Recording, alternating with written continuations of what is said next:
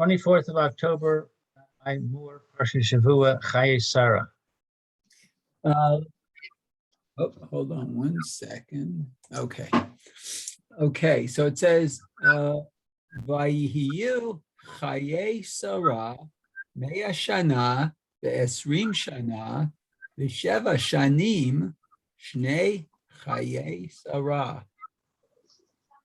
Okay. So Sarah's life was 100 years and 20 the life years. of Sarah. Right. the Yeah, life Sarah's of- life. Sorry. Yeah, the life of Sarah was Okay, 100 years. What Okay. should we say here? It really means the years of Sarah's life were 100 years and 20 years and 7 years. The years of the life of Sarah. Was 100. Okay, I see. 100 years. So the Torah is breaking it down. Okay. 20 years and 7. Okay. Okay.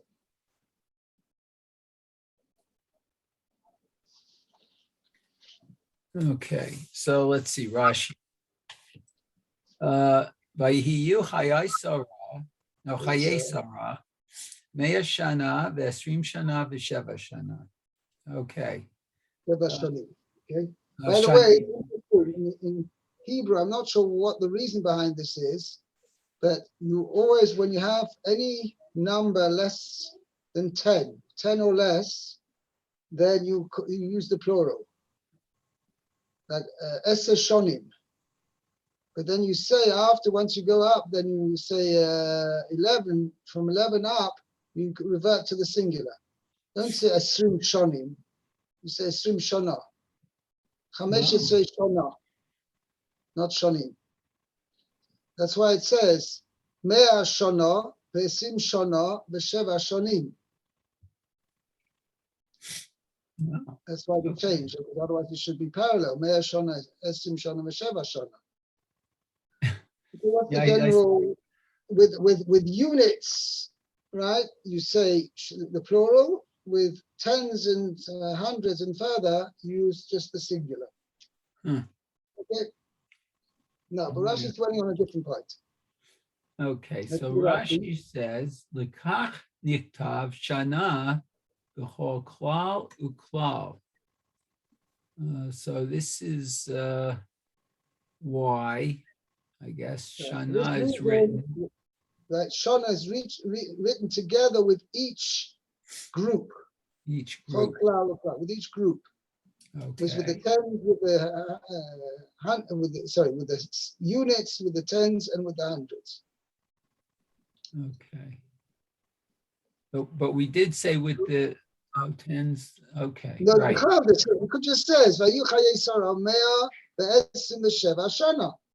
Right. Why does it say Mea Shana Ve'esim Shana V'Sheva Shanim? Why repeat the word Shana 3 times? Okay, so Lomar Lecha Shekol Echad, to say that each one Nidrash Latzmo. Oh, to explain its own by itself? Yeah, as each one is significant. Each section is significant. The 100 was significant, the 20 is significant, and the 7 is significant. Each one had its own significance. That's what he says. Baskov. Okay. The Rashi goes on to explain. Okay, so let's see. Bat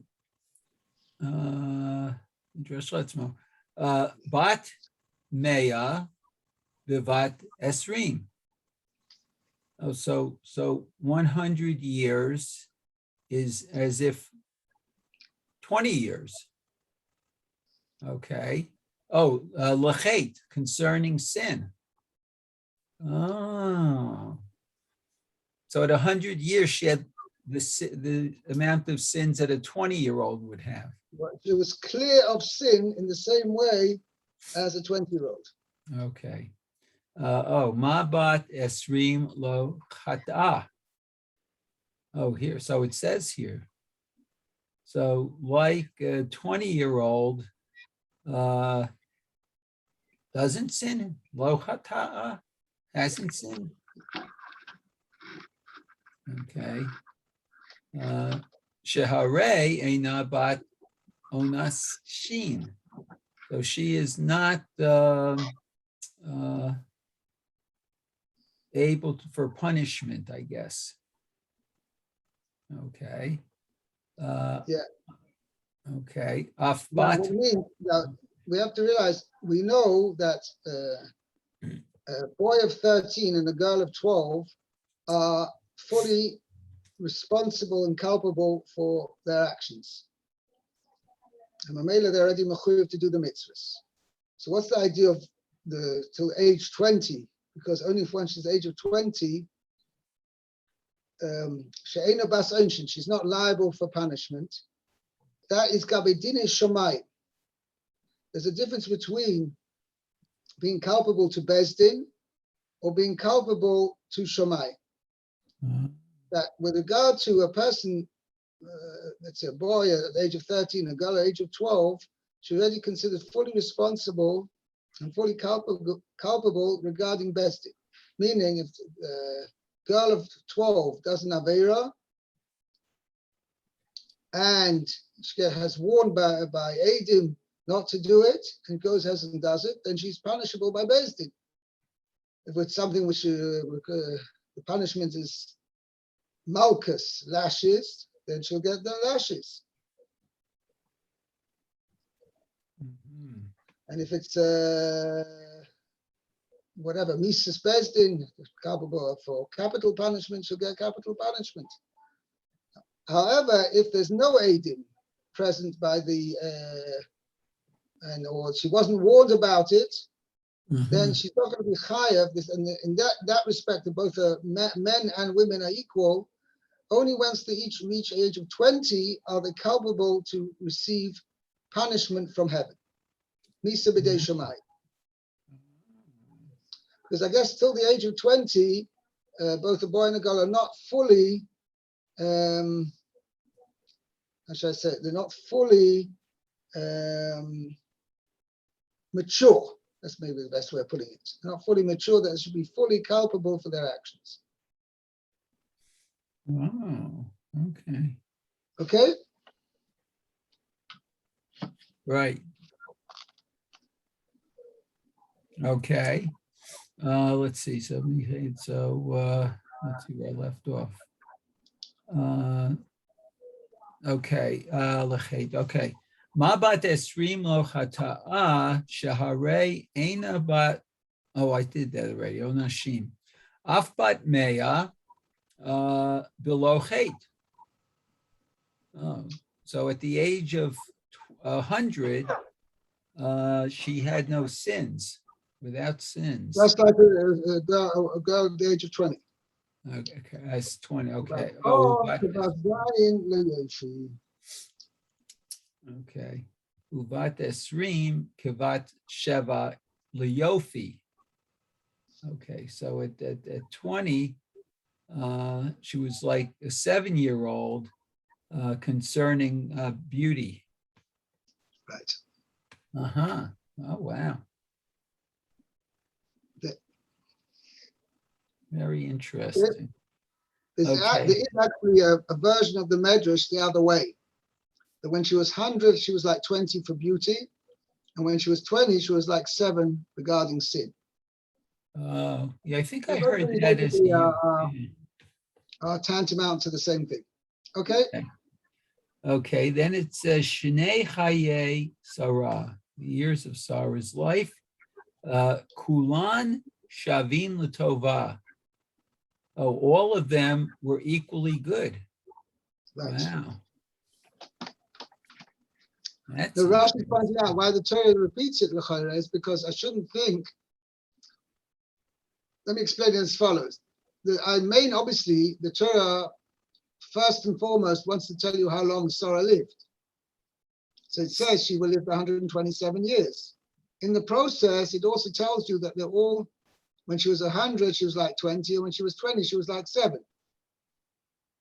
But she shouldn't think, well, okay, when she was 100, she was like 20 as far as sin, but not necessarily till the age of 20, maybe she wasn't as good. Or sometime between 20 and 100, she also didn't necessarily was maintain such a high spiritual level. But when she was 100, then she did tshuva or whatever, and she became again like 20-year-old. So Rashi is saying, no, it wasn't like that. Kulam shavim, that's what Torah is telling us. Kulam shavim l'tova. It's up. Very interesting. Okay, good. Okay, I think that's it. Yeah, that's everything. It's interesting. Rashi doesn't dwell directly. Later, Rashi is going to mention it later. But what's the juxtaposition between last week's parsha, which was the Akedah, finished off the last section of the last week's parsha was the Akedah, and then all of a sudden now, it's kind of out of the blue, we start discussing Sarah and that she died. So the Medrash says that we'll see. We're actually going to bring that. It was as a result. Rashi's going to bring it later in the next pasuk. Okay, Lou, would you like to pasuk base? Okay. The Tamas Sarah here Yaf Arba He Chevron the Eretz Canaan the Avo Abraham Lisod the Sarah believe Ko Sa. Sarah died in Kiryas Arba. She is Chevron in the land of Canaan. And Abraham came to eulogize Sarah and to weep for her. Why is the cuff small?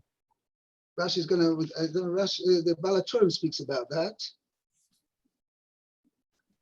Kiryas Arba, Al Shem Arba Anakim Shehayu Sham. Shem Arba Anakim Shayu Sham. Called that because of the 4 giants that were there. Himan, Say, Himan, Salma, Va'ahem. Salman, and Avihem. Devar Acher. Alternatively, Al Shem Arba'as Zugos.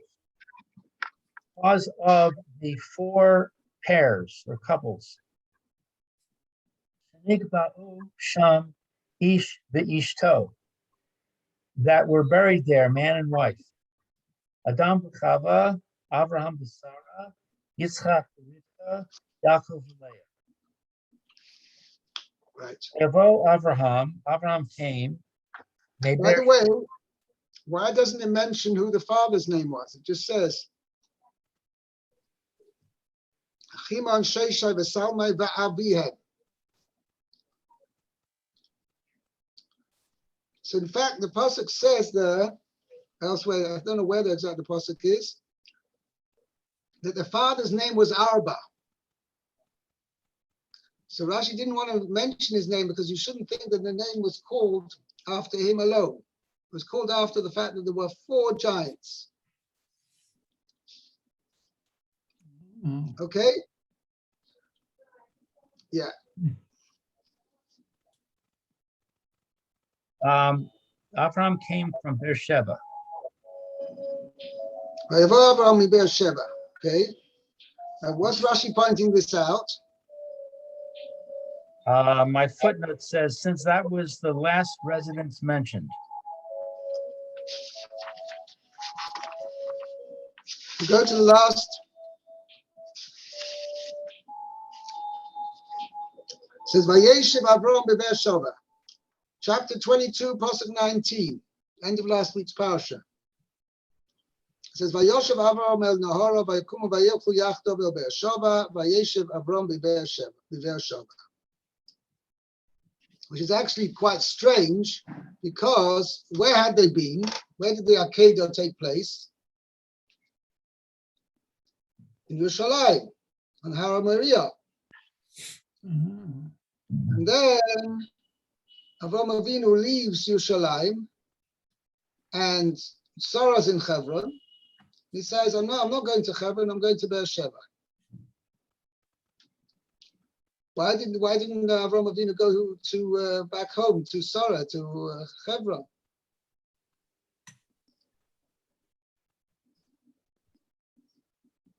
So it's not clear exactly why he did this.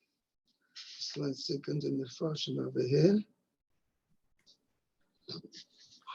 See, Rashi points out that he didn't actually stay in Beersheba for a long time.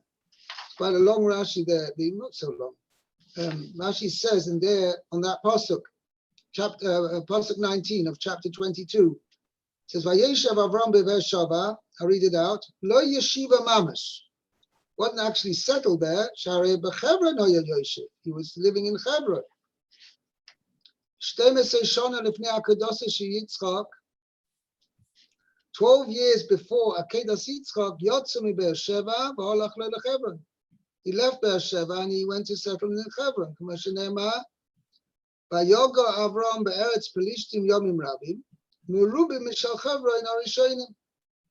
V'heim esrim v'shei shana, k'ma sheberashnu lemala. Now there's a whole, Rashi's not so explicit over here, but there's a whole cheshbon behind it.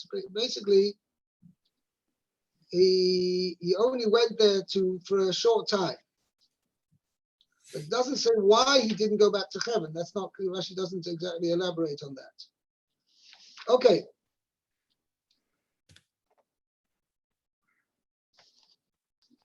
Okay, Lispod Lasara believe Potsa.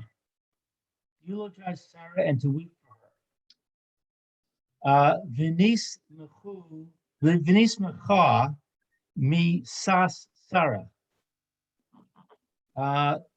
Let's see, the narrative of the death of Sarah follows. Va'akedas Yitzchak, the Akedah, the binding of Yitzchak, Lefi Sha'al Yidei Soras Ha'akedah, because on account of the news of the Akedah, Sheniz Damer, the Sheniz Damein, Bana, that her son had been prepared for slaughter, Bechimat Shalo Nishchat, and he had almost been slaughtered. Yeah. There's a good question on the Lashon of Rashi. It should have said Mesa. Her soul departed from her and she died. Right. It should, the pasuk, the Lashon should say Kumat Shenishchat. Right? He was nearly slaughtered. Where's the Kumat Sheloi Nishchat? Oh. Yeah, look at that. It was near that he was not slaughtered. Right.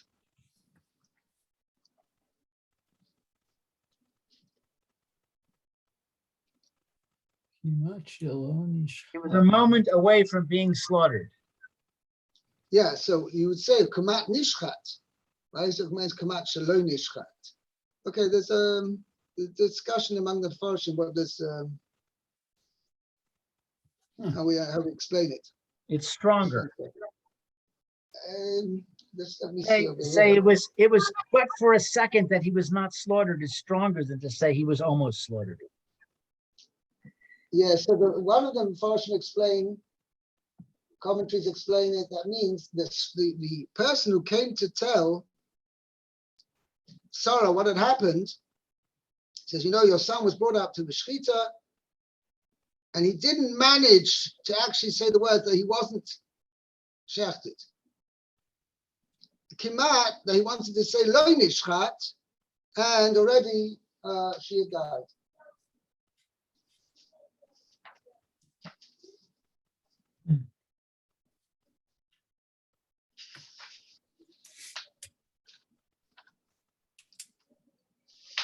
Where does she say that?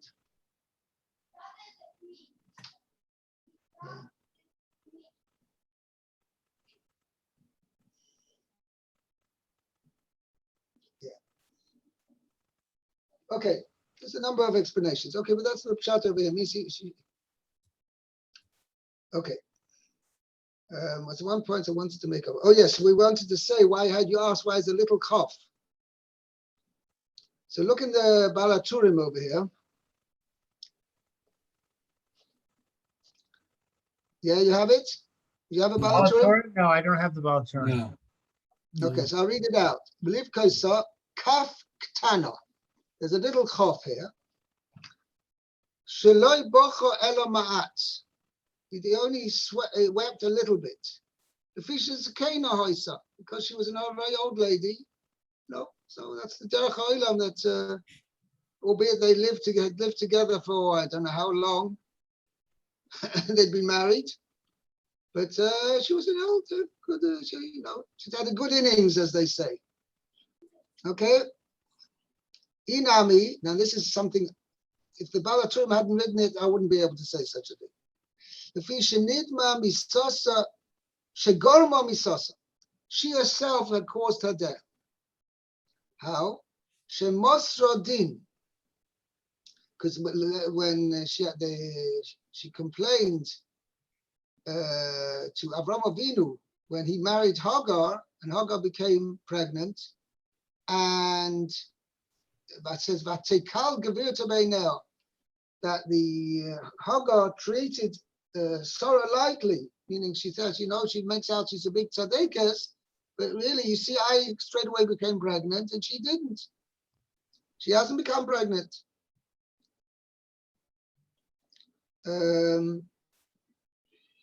So at that point, Sarah got upset with Avram that he didn't raise objection to what Hagar was saying. She was punished first. And this it says, somebody who commits suicide, we don't eulogize him. So therefore, since Sarah was in certain degree a cause of her own death, therefore that's why Avram didn't eulogize her only a very small amount. Okay, this is what the Baal HaTurim says. Bizarre. What? That's bizarre. Which is bizarre is the right word, but anyway, that something has to be understood. Okay. Let's do the next pasuk. Pasuk Gimel. Not a Lu, a Meah. Vayakam Avraham me'al pnei meito vaydaber el b'nei chet le'mor. Oh, so Avraham got up from the face of death, his death. I guess Sarah. From being before his corpse or whatever, the body of his relative. And he spoke to the children of Chet, saying, right. So no Rashi on that. No Rashi, okay. So Ger v'toshav anochi imachem, tenu li achuzat kever imachem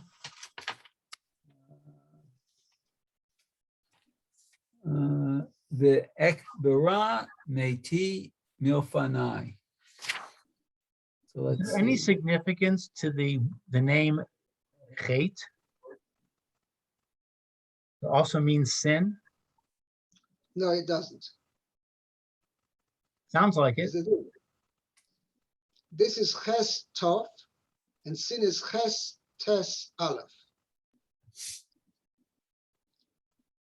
Okay, sounds it's similar sounding, but that's also if we don't have the correct pronunciation of a tov. The Yemenites pronounce a tov like this as a th sound, chayf. Oh. But anyway, but what it is though, there isn't a connection. Chayf means what's the lotion there?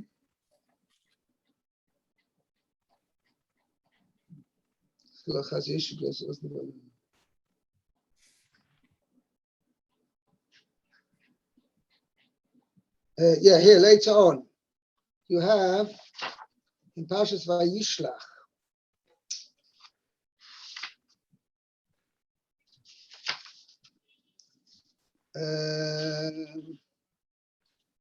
Chapter 35, Pasuk 5, says after the sons of Yaakov had wiped out the city of Shechem, it says that Yaakov Avinu told his family, be careful, because he was afraid the local people were going to attack them as a revenge for the people of Shechem. So the Pasuk says, Vayiso, they traveled, Vayihi chitas Elokim aleorim asher tzviyisayim v'lo yirotfu acharei bnei Yaakov. The fear of God was upon those cities. So ches means chitas, it's the same root. Yeah, it means fear. Okay, so it seems that these people of ches were fearful people. They were fearing others, or others were fearing them. I'm not sure. I don't know.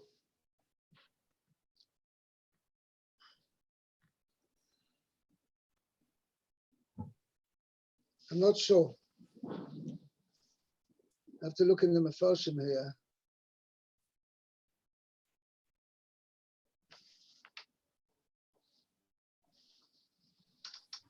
Yeah.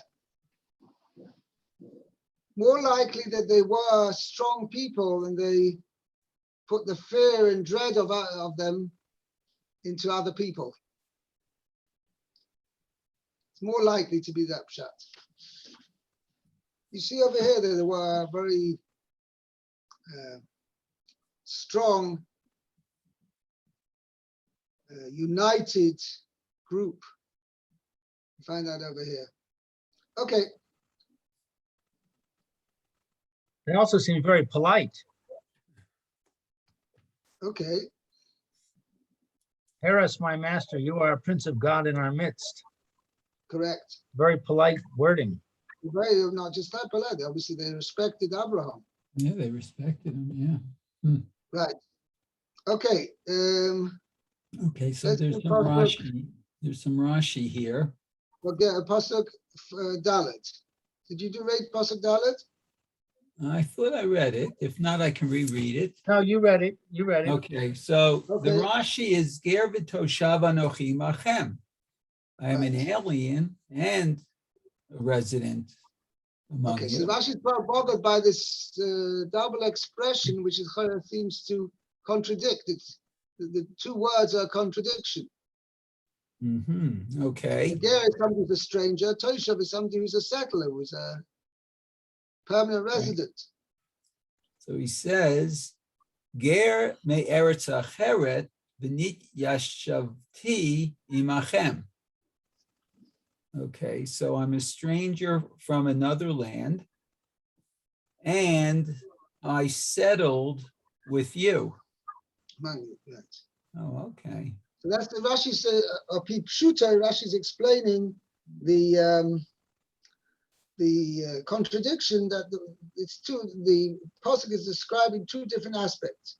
In other words, Avraham Avinu is saying, "I was originally a stranger," means wasn't born here, not one of the indigenous members of your clan, but the Soshab, I'm now settled here, so therefore I have equal rights to whatever. Therefore I'm coming now to ask you that I can bury my dead here because this is where I live now.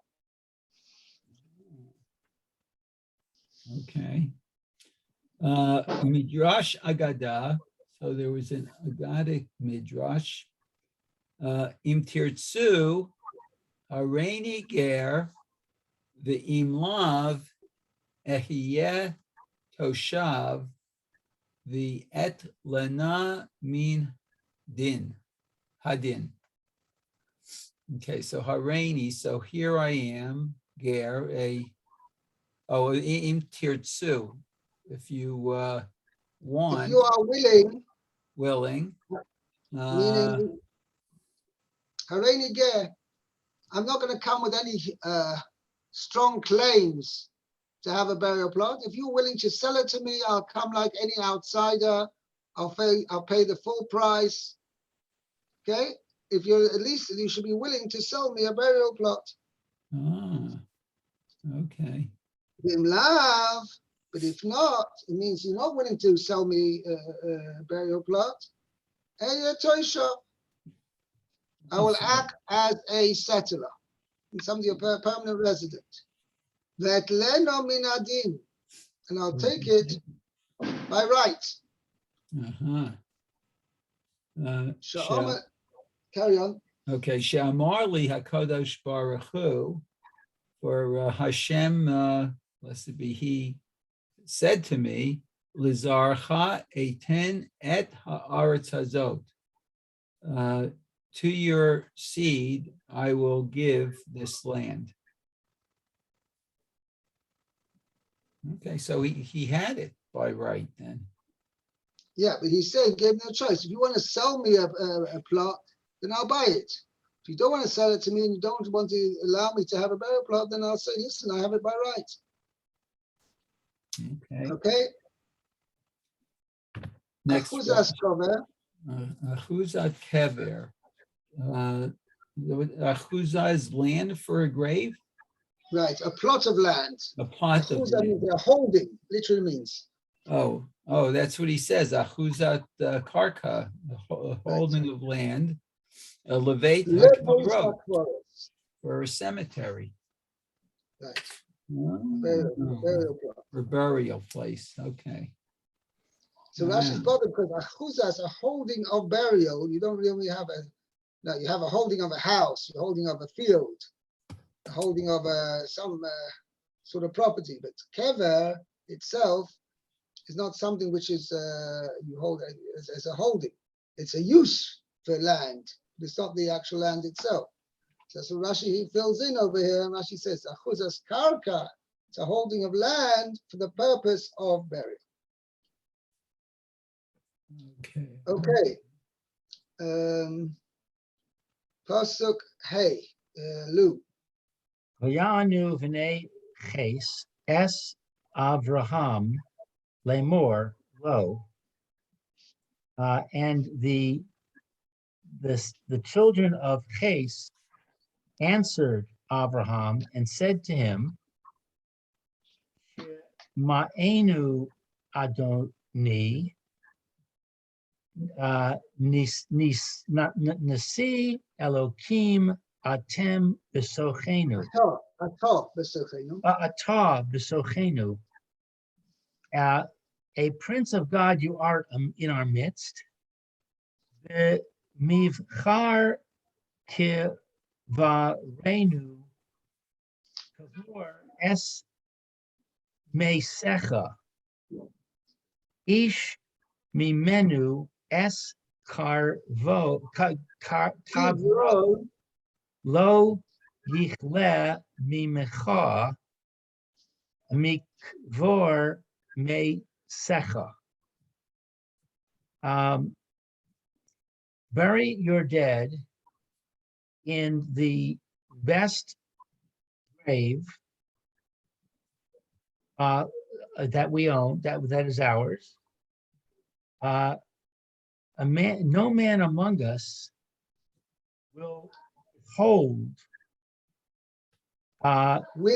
not withhold from you. From burying your dead. Bury your dead. To bury your dead.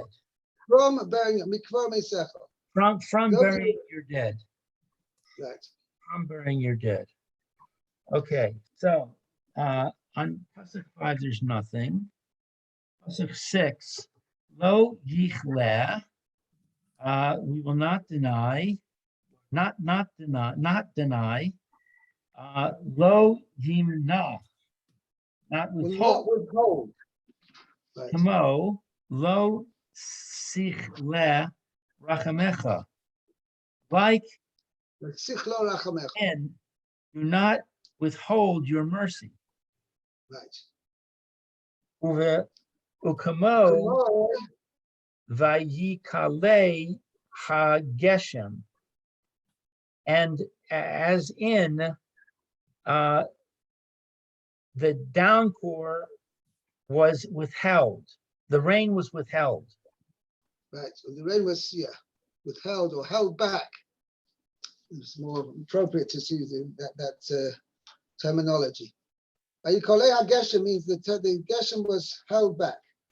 Now, what Rashi's the thrust of Rashi's point over here is, normally, as we find in these three cases, well, two cases which Rashi brings, right? It's written with an aleph at the end. The aleph is the root letter. Okay, so here it says lo yichle with a hey. Okay, now we find last week's parsha used the word kolo with regard to stone. Akash Baruch is going to destroy Sodom, means to lachalois, means to wipe out. Chof lametei. So it sounds, you could say, maybe mistaken. Lo yichle mimcha. We're not.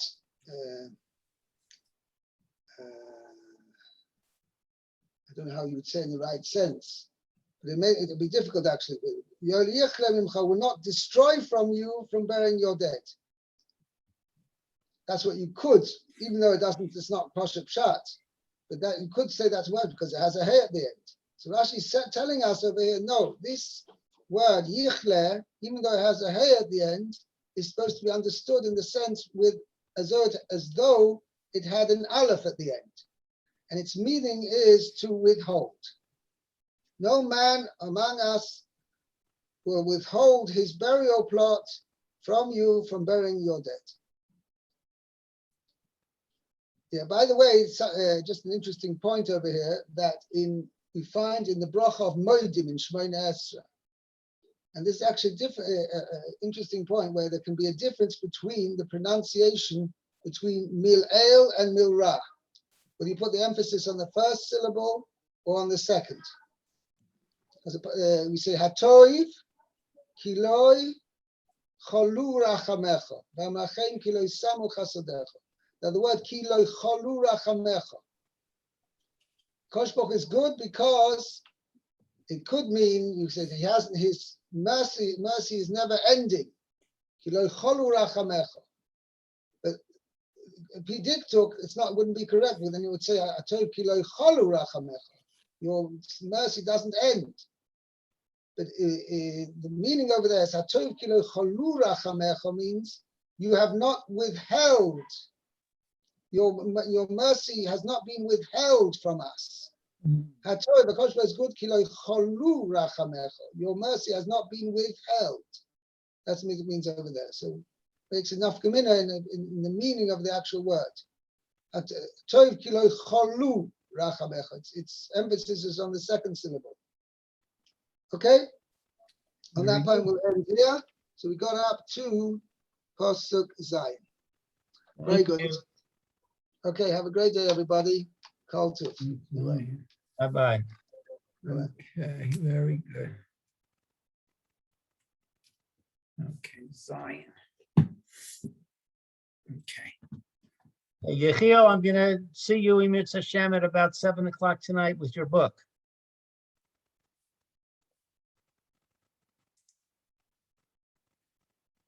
What? We're expecting you.